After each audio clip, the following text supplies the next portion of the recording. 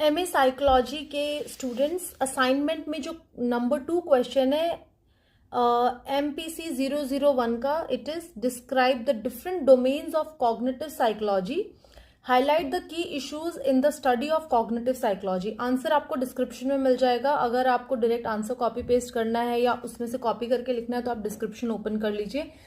अगर समझना है तो मैं कोशिश करूंगी जब तक ये शॉर्ट का वीडियो खत्म होता है तब तक मैं आपको समझा पाऊं।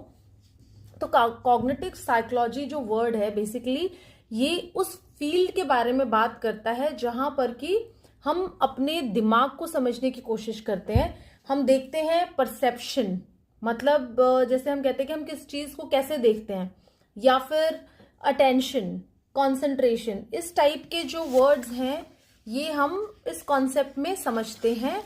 और एक दो वर्ड्स और मैं आपको बता दूं कि ये इसी आंसर का पार्ट होंगे।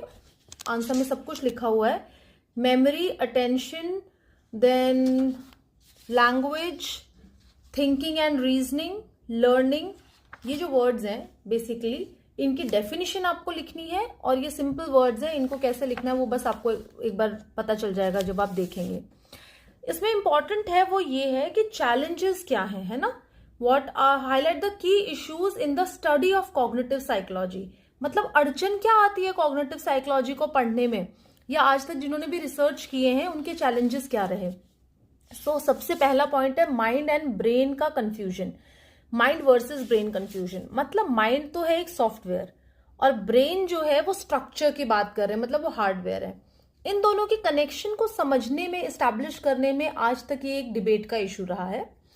Then second one is nature versus nurture, मतलब नेचर मतलब नर्चर मतलब परवरिश है ना, नेचर मतलब उसका नेचुरल वे ऑफ बिहेविंग कैसा है ना, नेचुरल वे ऑफ वर्किंग कैसा है। इन दोनों में हमेशा एक टकराव रहा है, क्योंकि सेम ब्रेन या सेम माइंड जो है वो एक ही जैसे माहौल में भी अलग अलग दो लोगों का अलग अलग सोचता है या अलग अलग रिएक्ट करता है, तो उसके पीछे के जो कॉन्सेप्ट्स है उसमें हमेशा डिफरेंसेस रहे।